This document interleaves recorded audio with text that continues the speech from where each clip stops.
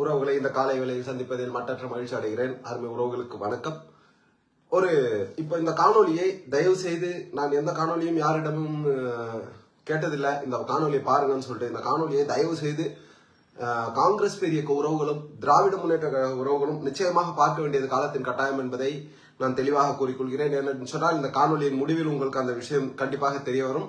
இப்பொழுது நாம் பார்க்க இருப்பது என்னவென்று சொன்னால், நான் கடந்து வந்த பாதை என்னவென்று சொன்னால் 2018 கலைஞர் அவர்களுடைய மரியாதைக்குரிய தலைவர் கலைஞர் அவர்களுடைய, ரொம்ப தெளிவா சொல்றேன், நோட் பண்ணிக்கோங்க, மறைவுக்கு பிறகு அந்த ஆகஸ்ட் மாசம் ஐயா அவர்களுடைய மறைவு, நவம்பரிலிருந்து நான் காங்கிரஸ் பெரிய இயக்கத்தில் இணைந்து நான் ரத்தத்தின் ரத்தமாக உயிராக நேசிக்கக்கூடிய தலைவர் ராகுல் காந்தி அவர்களை நேசித்து அவர்கள் காங்கிரஸ் மீது கொண்ட காதலின் காரணமாக இன்று வரை காங்கிரஸ் பெரிய இயக்கத்தின் ஒரு அடிமட்ட தொண்டனாக தொடர்ந்து கொண்டிருக்கிறேன். காங்கிரஸ் பெரிய இயக்கம் நான் சென்றவுடன் எனக்கு மாவட்ட செயலாளர் என்ற பதவியை கொடுத்து அழகு பார்த்தது. அந்த மாவட்ட தலைவருக்கு நன்றி செலுத்த வேண்டிய கட்டாயமாக இருக்கிறேன். இதே நேரத்தில் ஒரே ஒரு விஷயம் சொல்றேன். இப்போ பிசிசி மெம்பராக இருக்கும், மாவட்ட ஐடி விங்குடைய மாவட்ட தலைவராக இருக்கேன். கேட்டியில் நன்றி சொல்லணும்.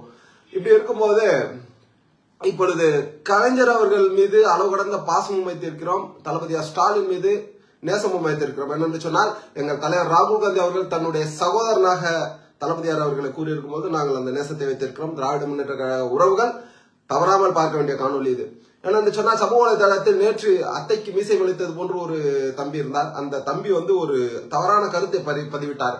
காங்கிரஸ்காரர்கள் உங்கள் அப்பனுக்கு அப்பனிடம் கேட்டு தெரிந்து கொள்ளுங்கள் என்று சொல்லி ஒரு கருத்தை பதிவிட்டார். அந்த கருத்தை பதிவிடும் போது எனக்கு ஒரு ஸ்ட்ராட்டஜி, அதாவது ரியாலிட்டி என்னன்றத ஒரு விஷயத்தை பகிர வேண்டும் என்பது எனக்கு காலத்தின் கட்டாயமாக தெரிந்தது. என்னென்று சொன்னால், காங்கிரஸ்காரர்களாக மட்டுமல்லாமல் நான் சார்ந்திருக்கக்கூடிய கட்சிக்கு பங்கம் விளைவிக்கக்கூடிய அளவிற்கு ஒரு நபர் பேசுகிறார் என்று சொன்னால், அது திமுகவை சார்ந்த சங்கியாக இருந்தாலும் அவருக்கு தக்க பதிலடி கொடுக்க வேண்டும் என்பது எந்த மாற்று கருத்தும் இல்லை. நான் பதிவிட்ட பதிவுகள் கூட நண்பர் ஜெயலட்சுமணன் ஒருத்தர் வந்தாரு, என்னுடைய அருமை நண்பர் பாரத் தெளிவான பதிவை போட்டிருந்தார்கள், அவர்களுக்கு நன்றி. ஆனா ஒரு சில கூறக்கூடிய வார்த்தைகள் என்னன்னு சொன்னால், பல இடங்கள்ல காங்கிரஸ் எங்க இருக்கு என்ற கேள்வி கேட்டிருக்கிறேன். உங்களுக்கு நான் ஒரு பாடம் எடுக்க வேண்டிய அவசியம் அல்ல. இருந்தாலும் 2014 நாடாளுமன்ற தேர்தலை நினைவு கூர்ந்து பாருங்கள். காங்கிரஸ் பெரிய இயக்கம் திராவிட முன்னேற்ற கழகம் தனித்து நின்றதன் விளைவாக அஇஅதிமுக அனைத்து இடங்களிலும் வெற்றி பெற்றது, பாஜக கூட்டணி ஒரு இடத்தில் வெற்றி பெற்றது. இதை நீங்கள் தெளிவாக புரிந்து கொள்ள வேண்டும். அதெல்லாம் இல்ல, காங்கிரஸ் எங்கேயும் இல்லை என்று மறுபடியும் கூறக்கூடிய திராவிட முன்னேற்ற கழகத்தை சார்ந்த சங்கிகளுக்கு ரொம்பவும் தெளிவாக கூறிக்கொள்கிறேன். ஏனென்று சொன்னால், எங்கள் மாணிக் தாகூர் அவர்களை நீங்கள் கூறினீர்கள் சங்கி என்று. கூட்டணியில் பங்கு கேட்டால் சங்கி என்று அந்த அப்துல்லா என்ற ஒரு நபர் கூறியிருக்கிறார். அவர் எங்கிருந்து வந்தார், எப்பொழுது அரசியலுக்கு வந்தார் என்பதெல்லாம் பெரிய விஷயம் இல்லை. 1993 வந்தாரா, அதெல்லாம் நம்ம பார்த்துட்டு இருக்கோம். அதே நேரத்தில் அவர் கூறிய அந்த கருத்து எவ்வளவு கீழ்த்தரமான கருத்து என்பதை தெளிவாக புரிந்து கொள்ள வேண்டும். என்னென்று சொன்னால், RSSையும் பாஜகவையும் நெஞ்சுரம் கொண்டு தெளிவாக எதிர்ப்பதில் காங்கிரஸ் பெரிய இயக்கத்தை தவிர வேறு யாரும் இல்லை என்பதை ரொம்ப தெளிவாக கூறிக்கொள்கிறேன். திராவிட முன்னேற்ற கழகம் கூட வாஜ்பாய் ஆட்சியில் அவர்களுடன் கூட்டணியில் இருந்தார்கள். அதையும் நான் இங்கு அடையாளப்படுத்த வேண்டிய கட்டாயமாக இருக்கிறது. இதே நேரத்தில் நம்ம 2019 எல்லாருக்கும் ஞாபகம் இருக்கும், ஓபிஎஸ் அணி தனியா பிரிஞ்சு போனாங்க. இதுதான் சாப்டர், இதுல வரக்கூடிய முக்கியமான விஷயமே தான். 2019 நாடாளுமன்ற தேர்தல் நடக்குது, நம்ம அனைவரும் தெரிந்த விஷயம். ஆனால் சட்டமன்ற தேர்தல் ஒன்று 22 தொகுதிகளுக்கு நடந்தது. அது தெரியுமா யாருக்காவது? தெரியல, எனக்கு தெரியுமா தெரியலையான்னு சொல்லிட்டு அந்த தேர்தலில் கிட்டத்தட்ட 13 இடங்கள்ல திராவிட முன்னேற்ற கழக காங்கிரஸ் கூட்டணி வெற்றி பெற்றது.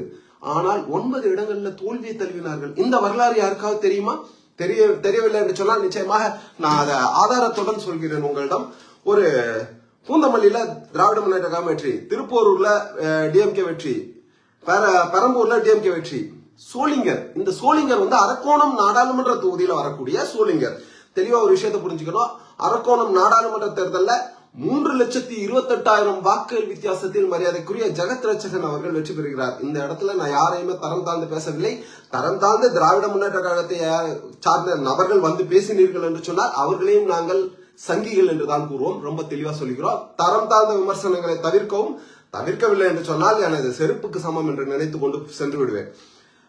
அஇஅதிமுக அங்கு உள்ள ஒரு சட்டமன்ற தொகுதியான சோளிங்கர், இந்த தொகுதியில 16,000 வாக்குகள் வித்தியாசத்துல வெற்றி பெறாங்க. நல்லா பாத்துக்கிட்டீங்க அப்படின்னா, ஒவ்வொரு சட்டமன்றத்திலையும் 50,000 வாக்குகள் அதிகமாக நம்ம பெற்று கிட்டத்தட்ட 3,28,000 வாக்குகள் அதிகம் பெற்று அரக்கோணம் நாடாளுமன்ற தேர்தலில் வெற்றி வாகை சூடுகிறோம். இந்தியா கூட்டணி மத்தியில் ராகுல் காந்தி தான் ஆட்சிக்கு வர வேண்டும். இப்போ எதுக்காக நான் சொல்றேன்னா, தமிழகத்தில் 40 நாடாளுமன்ற தொகுதிகளில் வெற்றி பெறுகிறோம் என்று சொன்னால் அது ராகுல் காந்தியின் முகத்திற்காக கிடைத்த வெற்றி என்பதை ரொம்ப தெளிவா பதிய வைக்க வேண்டியது காலத்தின் கட்டாயமாக இருக்கிறது. இதனால் எந்த நடவடிக்கை வந்தாலும் அதை பற்றி எனக்கு கவலை இல்லை. காங்கிரஸ் பேரியக்கத்தின் அடையாளத்தை மக்களிடையே தெரியப்படுத்த வேண்டும் என்பது எங்களுடைய நோக்கம். நிச்சயமாக அதை செயல்படுத்துவோம். கூட்டணி தர்மத்திற்காக அமைதி காத்துக் கொண்டிருக்கும் பொழுது கண்ட சில்வண்டுகள் எல்லாம் பேசும் பொழுது அதை பார்த்து கொண்டு அமைதியாக வேடிக்கை பார்ப்பதற்கு நாங்கள் ஒன்றும் சொம்பைகள் அல்ல. எங்களிடம் வரலாறு இருக்கிறது. காங்கிரசுக்கு என்று ஒரு வரலாறு இருக்கிறது. அதற்காக கூறுகிறேன். ஆனா நல்லா பாத்தீங்கன்னா சோளிங்கர்ல கிட்டத்தட்ட 16,000 வாக்குகள் வித்தியாசத்துல அஇஅதிமுக வெற்றி பெறுது. அப்படி பார்த்தோம் அப்படின்னா நாடாளுமன்ற தேர்தலில் கண்டிப்பா அவங்க கிட்டத்தட்ட கொஞ்சம் வாக்குகள் வித்தியாசத்துல தோல்வியுற்றார்கள் என்றால் கூட விகிதாச்சார அடிப்படை சொல்லலாம். ஆனா ஒவ்வொரு சட்டமன்றத்திலும் 50,000 வாக்குகள் அதிகமாக பெற்று நாடாளுமன்ற உறுப்பினர் வெற்றி பெறுகிறார். ஆனால் சோளிங்கர் சட்டமன்ற தேர்தலில் போட்டியிட்ட அஇஅதிமுக வேட்பாளர் 16,000 வாக்குகள் வித்தியாசத்தில் வெற்றி பெறுகிறார். அப்ப பாத்தீங்க அப்படின்னா நாடாளுமன்ற தேர்தலில் மத்தியில் காங்கிரஸ் கூட்டணி, இங்கு திராவிட முன்னேற்ற கழகம் ராகுல் காந்தி வர வேண்டும் என்பதற்காக ஓட்டு போட்ட நபர்கள், அவர்கள கிட்டத்தட்ட 60,000 நபர்களுக்கு மேல மத்தியில் காங்கிரஸ் வர வேண்டும் என்று நினைத்தவர்கள் மாநிலத்தில் அஇஅதிமுக வர வேண்டும் என்று நினைத்திருக்கிறார்கள். மனதில் வைத்து பேசுங்கள். ரொம்ப தெளிவா சொல்றோம். இது ஒரு தொகுதி மட்டும் இல்ல, மற்ற பல இடங்கள்ல டிஎம்கே வெற்றி பெற்றிருக்காங்க. மாற்று கருத்து இல்ல. ரொம்ப சந்தோஷம், வரவேற்கிறோம். தர்மபுரியில பாப்பிரெட்டிப்பட்டி அப்புறம் ஹரூர்னு ஒரு 2 தொகுதி இருக்கு. நான் கொடுத்த தகவல்கள் அனைத்தும் தெளிவான தகவல்களாக இருக்கு. பாப்பிரெட்டிப்பட்டியில 18,000 வாக்குகள் வித்தியாசத்துல யார் வெற்றி பெறாங்க? அஇஅதிமுக வெற்றி பெறாங்க. அதே நேரத்துல ஹரூர்லயும் அதே மாதிரி 9,000 வாக்குகள் வித்தியாசத்துல வெற்றி பெறாங்க. ஆனால் ஒட்டுமொத்த பார்லிமெண்ட்ல பார்த்தோம் அப்படின்னா நாம கிட்டத்தட்ட இந்தியா கூட்டணி 70,000 வாக்குகள் வித்தியாசத்துல வெற்றி பெறோம். அப்படின்னா அந்த சட்டமன்றத்துல நம்ம 10,000 வாக்குகள் வித்தியாசத்துல வெற்றி பெற்றிருக்கணும். அல்லது விகிதாச்சாரம் கூட விட்டுருங்க, ஒரு 1,000-2,000 வாக்குலையாவது வெற்றி பெற்றிருக்கணும்ல. அந்த வெற்றியை கிடைக்காமல் இங்கு அஇஅதிமுக வர வேண்டும் என்று நினைத்த நபர்கள் தான் நாடாளுமன்ற தேர்தல் என்று வந்தால் 40க்கும் 40 ராகுல் காந்திக்காக கொடுக்க வேண்டும் என்று நினைத்தும் ராகுல் காந்தி மதிக்கக்கூடிய உங்கள் தலைவர் தளபதியார் தமிழக முதல்வர் அவர்களும் வர வேண்டும் என்பதற்காக கொடுக்கிறார்கள் என்பதை மனதில் வைத்து பேசுங்கள். ரொம்ப ரொம்ப தெளிவா சொல்றோம். அடுத்ததாக நிலக்கோட்டையில 31,000 வாக்குகள் வித்தியாசத்துல நிலக்கோட்டையில, அதாவது திண்டுக்கல் நாடாளுமன்ற தொகுதி, கிட்டத்தட்ட திண்டுக்கல்ல வந்து நம்ம 3 லட்சம் வாக்குகள் வித்தியாசத்துல வெற்றி பெறோம். ஆனா ஏடிஎம்கே நிலக்கோட்டையில 20,000 வாக்குகள் வித்தியாசத்துல வெற்றி பெறாங்க. தெளிவா புரிஞ்சுக்கோங்க. நாடாளுமன்ற தேர்தல்ல வாக்களித்த அதே உறவுகள் சட்டமன்ற தேர்தல்ல அஇஅதிமுக வாக்களிக்கக்கூடிய சூழல் இருக்கு. நாடாளுமன்ற தேர்தல்ல யார் மீது நம்பிக்கை வைத்தார்கள் என்பதை நீங்க புரிஞ்சுக்கணும். அதுக்காக தான் இந்த பதிவு. யாரையும் அசிங்கப்படுத்தும் நோக்கத்துல இந்த பதிவிடல. அப்புறம் வந்து மானாமதுரை, சிவகங்கை மாவட்டம், நீங்க தெளிவா புரிஞ்சுக்கிட்டீங்கன்னா சிவகங்கையில அந்த நாடாளுமன்ற தேர்தல்ல 3,30,000 வாக்குகள் வித்தியாசத்துல காங்கிரஸ் பேரியக்கத்தை சார்ந்த சிதம்பரம் அவர்களுடைய மகன் கார்த்திக் சிதம்பரம் அவர்கள் வெற்றி பெறுகிறார்கள் 3.3 லட்சம் வாக்குகள் வித்தியாசத்துல. ஆனா அங்க மானாமதுரையில ஏடிஎம்கே 8,000 வாக்குகள் வெற்றி பெறுது. இது தரவுகளின் அடிப்படையில சொல்றது, தவறான தகவல் இல்ல. ரொம்ப தெளிவா திரும்ப சொல்றேன். ஏன்னா தற்கூரி மாதிரி பேசுறதுக்கு நாங்க வந்து சொம்ப இல்ல. நாங்கெல்லாம் காங்கிரஸ்காரர்கள், எதற்கும் அஞ்ச மாட்டோம். ரொம்ப தெளிவா பதில் சொல்றோம். அப்போ கிட்டத்தட்ட 3 லட்சம் வாக்குகள்னா ஒரு சட்டமன்றத்துல 50,000 வாக்குகள் அதிகமாக பெற்றிருக்கோம். அந்த 50,000 வாக்குகள் அதிகமாக பெற்று டிஎம்கே வெற்றி பெறணும். ஆனா ஏடிஎம்கே வெற்றி பெறாங்க. அடுத்ததாக பாத்தீங்க அப்படின்னா பல இடங்கள்ல திராவிட முன்னேற்ற வெற்றி பெறாங்க. ஆனா சாத்தூர்ல, விருதுநகர்ல சார்ந்த சாத்தூர்ல அப்போ வந்து 1.5 லட்சம் வாக்குகள் வித்தியாசத்துல விருதுநகர்ல நாடாளுமன்ற தேர்தல்ல காங்கிரஸ் பேரியக்கம் வெற்றி பெறுது. அதே இதுல ஏடிஎம்கே 1000 வாக்குகள் வித்தியாசத்துல அந்த சாத்தூர்லயும் வெற்றி பெறாங்க. அடுத்ததாக ராமநாதபுரம் மாவட்டத்தை ராமநாதபுரம் நாடாளுமன்ற தொகுதியில 1.2 லட்சம் வாக்குகள் வித்தியாசத்துல நாம வெற்றி பெறோம். இந்தியா கூட்டணி வெற்றி பெறோம்.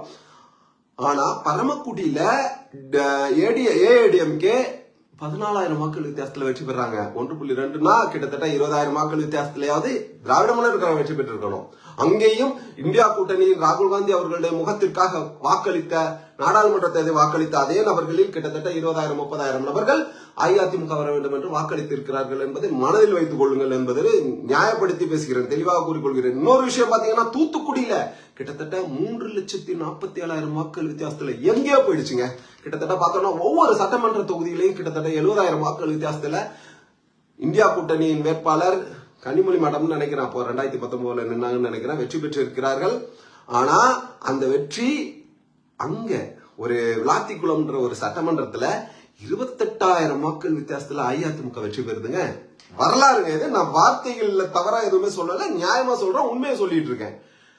அப்ப பாத்தீங்க அப்படின்னா கிட்டத்தட்ட 70,000 வாக்குகள் இந்தியா கூட்டணிக்கு வாக்களித்த நபர்கள் அஇஅதிமுக வரணும்னு வாக்களிச்சிருக்காங்க. இதை முதல்ல மக்கள் புரிஞ்சுக்கணும், ரொம்ப தெளிவா புரிஞ்சுக்கணும். இப்ப கூட அஇஅதிமுக ஒரு மிகப்பெரிய மைனஸ் என்ன இருக்குன்னா, அவர்கள் பாஜகவுடன் கூட்டணி சேர்ந்தது யாராலும் ஏற்றுக்கொள்ள முடியாது. வரும் தேர்தலில் மண்ணை கவ்வுவார்கள். திராவிட முன்னேற்ற கழகம் இந்தியா கூட்டணியின் தலைமையை தாங்கி கொண்டிருக்கக்கூடிய தமிழகத்தில் திராவிட முன்னேற்ற கழகம் ஆட்சி கட்டிலில் அமரும் என்பதில் எந்த மாற்று கருத்தும் இல்லை. ரொம்ப தெளிவா சொல்றோம். அடுத்தது அரவக்குறிச்சி. இங்க பாத்தீங்கன்னா கோயம்புத்தூர், அரவக்குறிச்சியில டிஎம்கே தான் வெற்றி பெற்றிருக்காங்க. சூலூர்னு சொல்லிட்டு கோயம்புத்தூர்ல கோயம்புத்தூர் நாடாளுமன்ற தேர்தலில் அப்பொழுது நாம 1.79 லட்சம் வாக்குகள் வித்தியாசத்துல நாம வெற்றி பெற்றிருக்கோம். ஆனா அங்க ஏடிஎம்கே வெற்றி பெற்றிருக்காங்க. இதெல்லாம் எதுக்காக நான் சொல்றேன் அப்படின்னா, தரம் தாழ்ந்த சங்கிகள் ஒரு சிலர் தற்குறிகளாக திராவிட முன்னேற்ற கழகத்திலும் இருக்கிறார்கள். நல்ல மனிதர்கள் நிறைய இருக்கிறார்கள், அதில் எந்த மாற்று கருத்தும் இல்ல. எங்க நண்பர்கள்லாம் நல்ல பதிவு போடுறாங்க, சந்தோஷம், அதுல எந்த மாற்று கருத்தும் இல்ல. காங்கிரஸ் எங்க இருக்குன்னு கேக்குறீங்கல்ல, இருக்கு. எங்க இருக்குன்னு ரொம்ப தெளிவா சொல்றேன். காங்கிரஸ்காரர்கள் அனைவரும் கொடிபிடித்துக் கொண்டு ரோட்டில் வந்து போராட மாட்டார்கள். நான் ஓப்பனா சொல்றேன், செய்யூர் தொகுதியில கிட்டத்தட்ட 11,000 வாக்குகள் இருக்குன்னா செய்யூர் தொகுதின்றது நான் ஊராட்சியில சொல்றேன். ஒரு 11,000 வாக்குகள் இருக்குன்னா அதுல கிட்டத்தட்ட 1000 காங்கிரஸ் பெரிய கௌரவர்கள் நிச்சயமாக நெஞ்சில் தாங்கி கொண்டிருக்கிறார்கள். தலைவர் ராகுல் காந்தி அவர்களையும் ராஜீவ் காந்தி அவர்களுடைய விசுவாசிகளாகவும் இந்திரா அம்மா என்று உயிரை கொடுக்கக்கூடிய பல உறவுகள் இருக்கிறார்கள். இதெல்லாத்தையும் மறைத்து காங்கிரஸ் ஒன்றுமில்லை என்ற ஒரு பிம்பத்தை உருவாக்க வேண்டும் என்று நினைத்தீர்கள் என்று சொன்னால் முட்டாள்கள், வேறு யாரும் அல்ல.